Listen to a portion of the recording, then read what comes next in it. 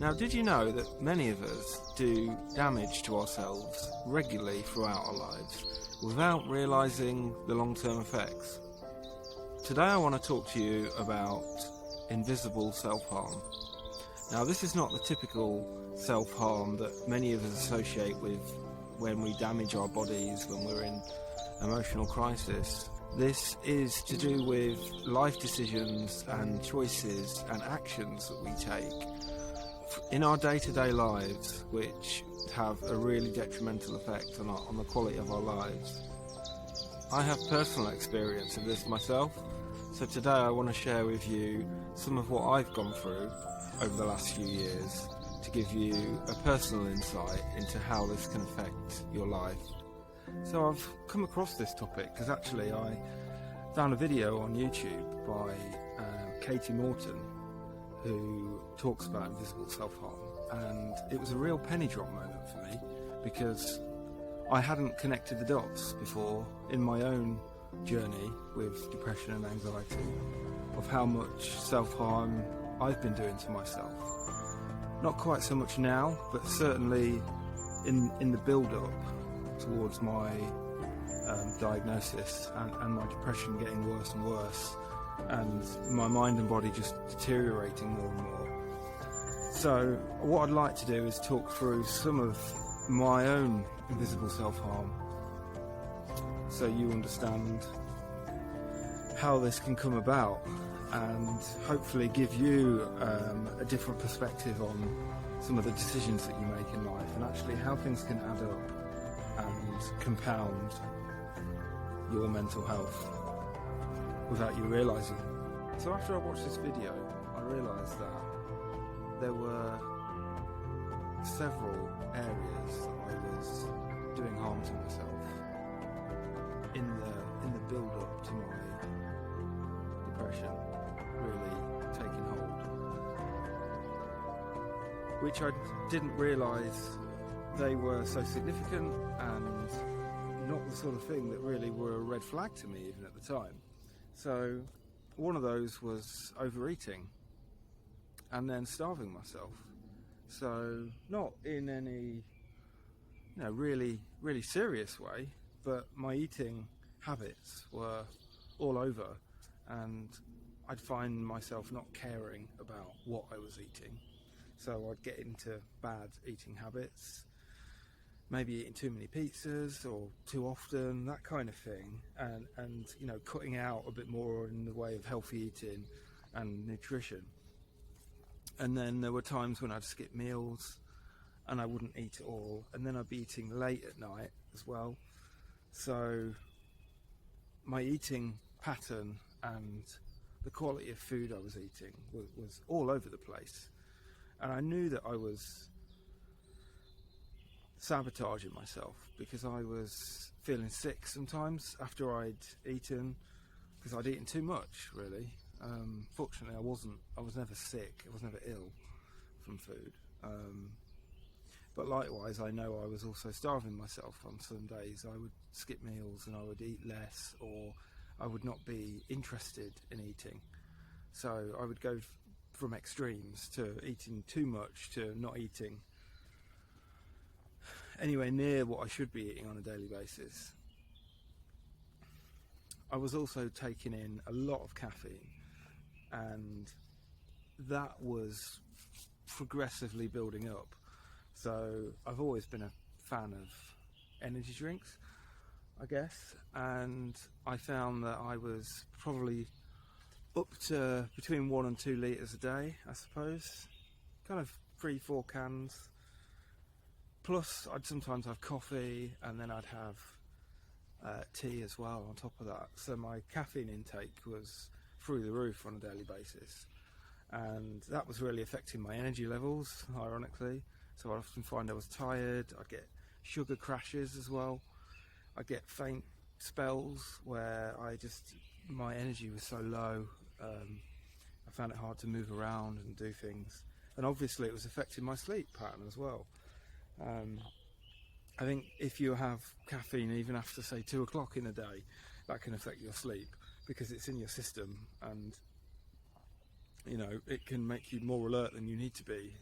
So, let alone having the volume of caffeine I was having.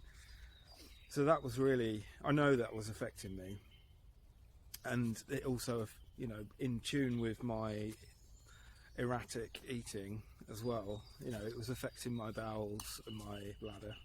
Sorry for I won't give you any more pictures. Yeah, I knew that sort of stuff was going on, and it was the kind of thing that I'd ignore, and I didn't really talk to anyone about that kind of stuff. I didn't really see it as something that other people would be concerned with, and I guess I sort of saw it as trivial, really, that kind of thing, because we all need to eat and drink every day, and we all know when we're not eating so well, or drinking as much, or having the right stuff, but that's just part of life sometimes, so I kind of trivialized it, I think, in my own mind. Another area that I was doing damage to myself was I was often overspending. I'd lost interest in money, the value of money, and I found I was spending without a care in the world on things I suppose I didn't really need, and I wasn't careful with my money in a way that I usually would be. So, I was spending into my savings and quickly finding I was, struggling to put money together for what was needed for some of the essentials. I'd say that's probably an area that's still happening a little bit in life. I'm trying to be more cautious, but it's hard, you lose that kind of care,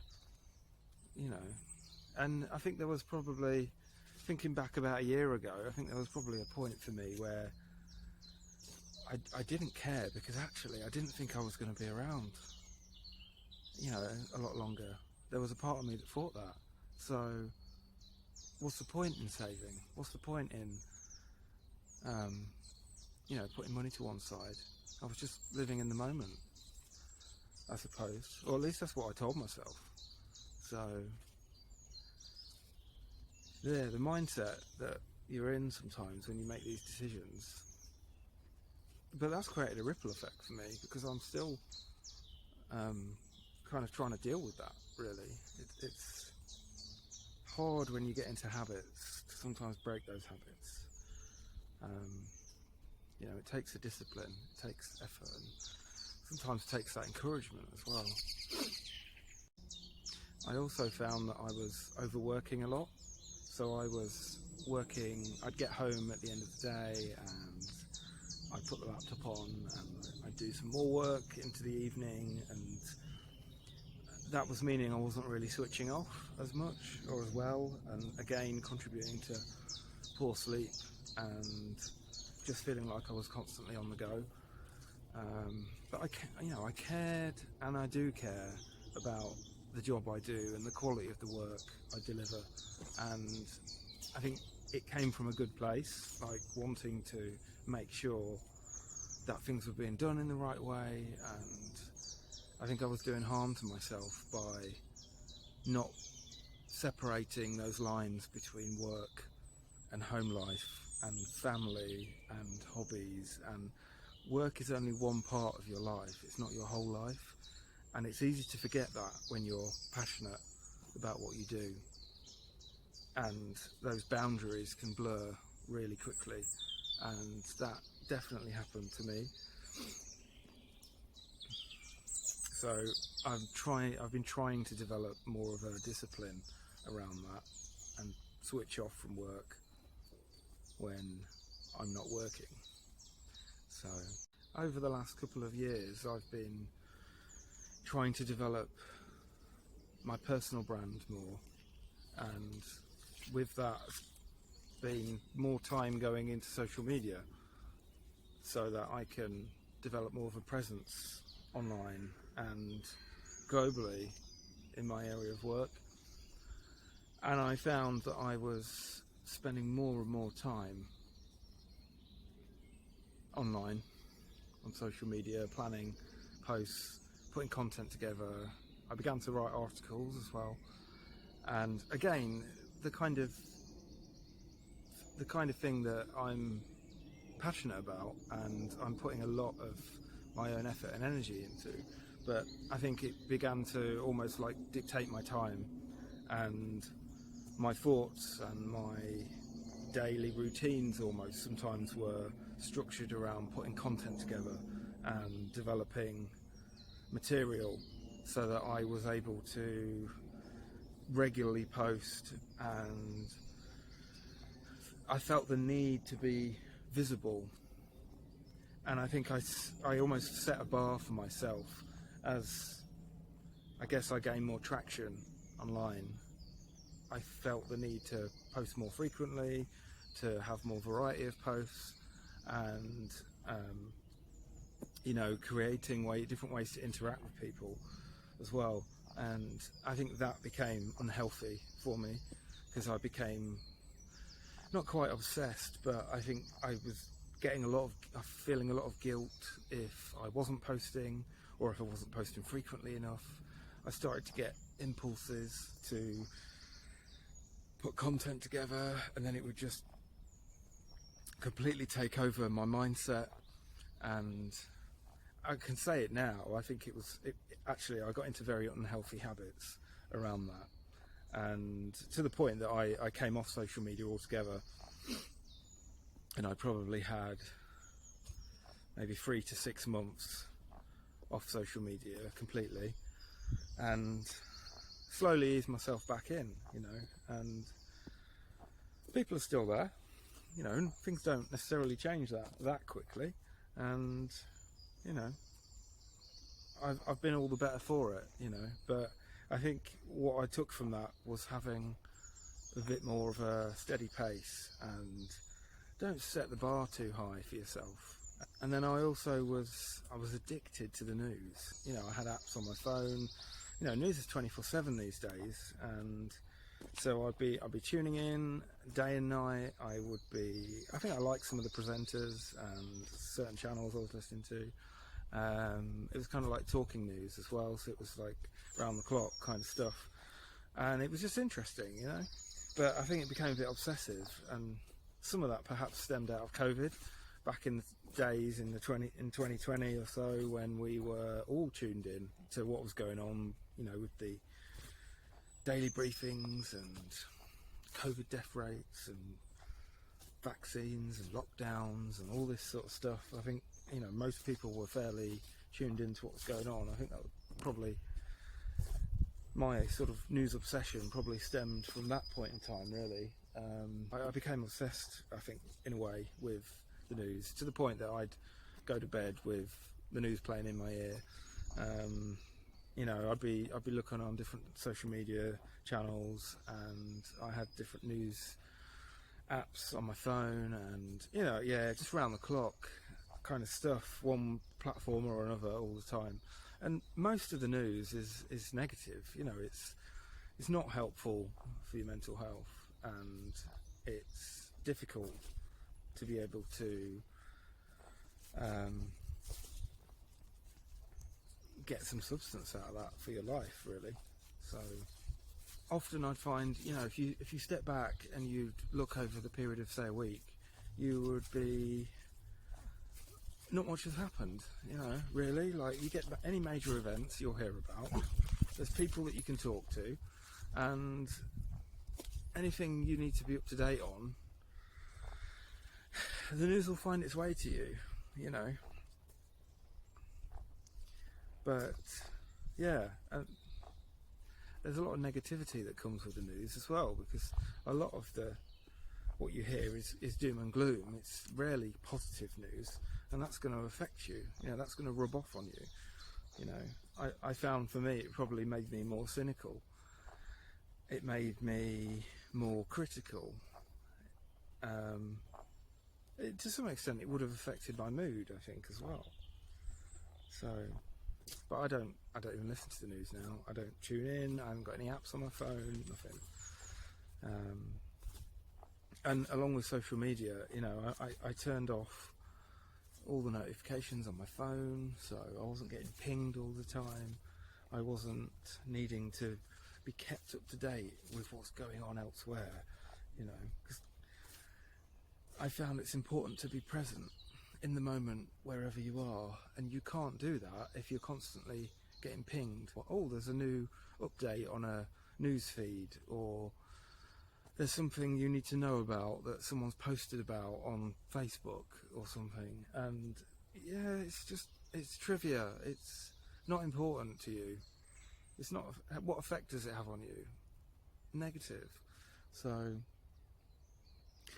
yeah, so there's been a lot of areas, I think, that there's been this invisible self-harm happening in my life, and all of this was build up to me really hitting that kind of dark patch in my life. So I'm pleased that I've been able to recognize that now, and in a way, by being able to kind of couple these experiences together, it's helped me to acknowledge actually that compounding effect, that one thing on its own is a challenge, but I think when you've got multiple areas like this, it's, that's having quite a detrimental effect on your quality of life and your mindset and how you go about your day-to-day life. I think if you're constantly tuning into stuff, if you're making bad decisions, if you're causing some harm to your body in these ways that I've outlined, none of that's a good thing. And if you're doing that over a sustained period, I mean, I was doing this, I'm going to say I was doing this for at least 2 years, sometimes more, with certain areas. So it's, that's quite long term, and that's day to day as well. That's not good stuff. And it made me realise as well that when I talked to my GP, I'd never clicked. So when they ask you, you're talking about your mental health, they go through these surveys and they ask you about self-harm, like inevitably they get into that kind of territory. And I'd never considered what I've outlined to you as self-harm. I always think of self-harm as something physical, something that you're doing to your body that leaves a mark that you can show, and often is something that you want to hide. But this kind of self-harm is something different entirely. There needs to be more out there about this, and I think the way packaging these experiences as self-harm takes on a whole new perspective, I think, to actually what impacts they have on your life. They're not just individual bad decisions. If you've got multiple areas that you're not looking after yourself with, and only I can hide all this stuff from most people. Most people don't know any of what I'm talking about now. But why would they? How would they? Unless they're with me 24/7. So, you've got to have that self-discipline sometimes to go, do you know what, this isn't right. I need to make a stop to this. And it's taken me a long time to get to that stage.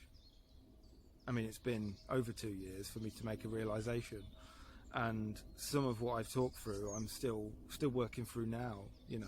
I'm still trying to get myself into a healthy eating phase again.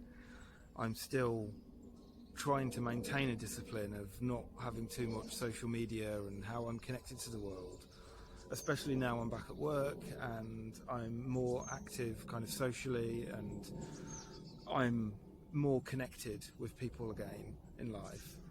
It's very difficult to maintain that discipline when you need to know certain things that's going on in the world. So that's creating challenges for me sometimes. But I guess it's all a journey. It's all a learning experience. So for me, it's been good to make this realization that I've got invisible self-harm happening in my life, or have had it in my life as well, and that I can deal with that. So that brings me to the end today. So thanks for tuning in. I hope it's been educational for you, and it's maybe given you opportunity to reflect on decisions you make in your life as well. If you've got any tips around managing invisible self-harm, or any experience you want to share, pop them into the comments. I'd love to hear from you. Alright, take care. See you on the next video.